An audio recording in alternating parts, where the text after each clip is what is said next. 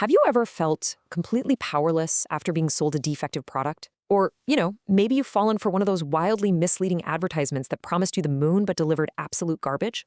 Well, if you have, you are certainly not alone. Welcome to This Explainer. Today, we are going to arm you with the ultimate defense mechanism against market exploitation. Because honestly, this is the gritty, terrifying reality consumers face every single day. We aren't just talking about buying a bad pair of shoes here. We are talking about actual food adulteration. Things like synthetic milk made with soap, brick powder disguised as chili powder, or, incredibly, urea mixed right into your everyday sugar. It's a shocking reality check, and it's exactly why theoretical rights just aren't enough anymore. We need a concrete toolkit to fight back. And that brings us to the core of our explainer today, the Consumer's Toolkit, covering the ways and means of consumer protection. I am so excited to guide you through this because by the end of our time together, you're going to realize that in the modern competitive market, you are not at the mercy of big business. You are, in fact, the absolute king of the market. So let's get you equipped. Here is our roadmap for today. 1. The consumer's dilemma. 2. Lok Adalat. 3. Public interest litigation. 4. Awareness and funds. And 5. Redressal forums. Let's jump right into part 1, the consumer's dilemma, exploitation in the market. First, we have to understand the myriad of ways we're actually taken advantage of. You see, the modern consumer lives in a really complex, dynamic world. We're widely scattered, which inherently makes us unorganized. Sellers, on the other hand, they're highly organized, and they hold the power.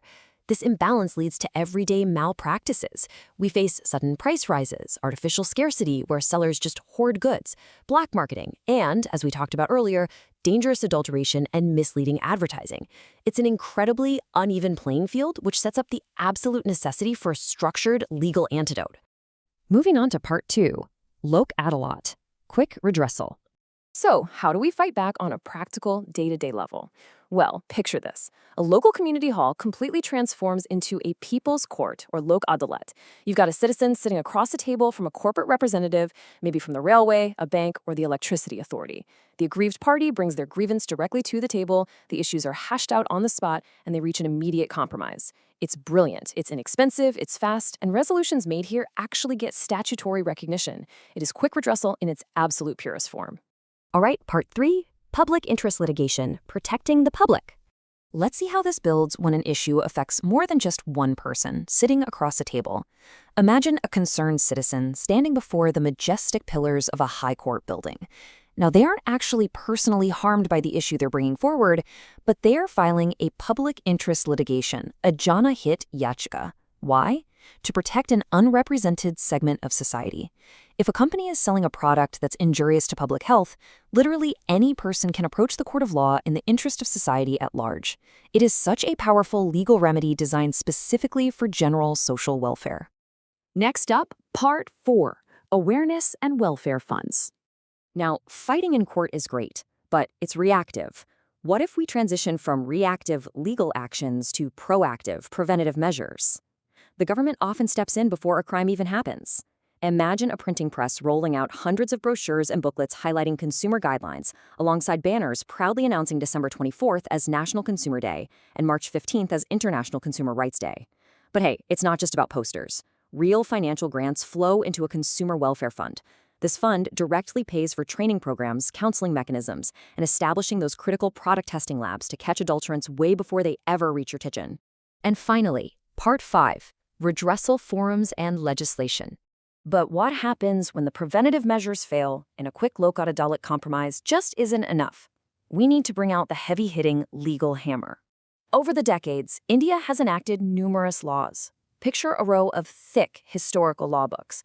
The Sale of Goods Act of 1930, the Essential Commodities Act of 1955.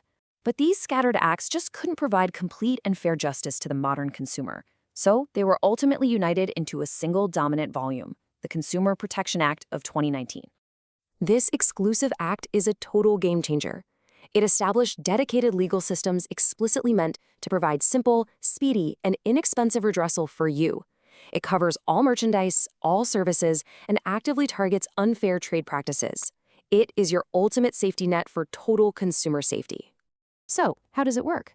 Well, the 2019 Act created a perfect three-tier quasi-judicial system, basically telling you exactly where to take your fight based on the value of your claim. If your compensation claim is up to 1 crore rupees, you go to the district commission. If it's between 1 and 10 crore rupees, you escalate up to the state commission. And for massive claims exceeding 10 crore rupees, you take it straight to the national commission, which is actually presided over by a sitting or retired Supreme Court judge. Plus, there's a clear chain of appeal all the way up to the Supreme Court itself. But remember, with these incredibly powerful rights comes responsibility. You cannot be an ignorant consumer, just blindly falling for exaggerated advertisements and walking out of stores without receipts. To truly use this toolkit, you have to be a cautious consumer. You need to demand your invoice, scrutinize those guarantee cards, and look for official quality symbols like ISI or AJ mark.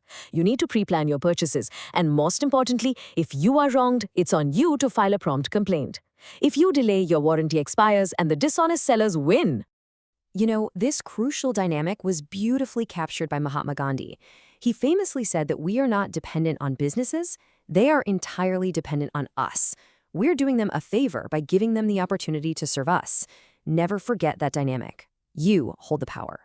We have covered a lot of ground today, from identifying the grim realities of market exploitation to uncovering the incredible layered defenses built specifically to protect you, from the local auto lots all the way to the highest national commissions. So I'll leave you with this final provocative thought. Which tool from your newly acquired consumer toolkit are you going to use the next time a business tries to take advantage of you?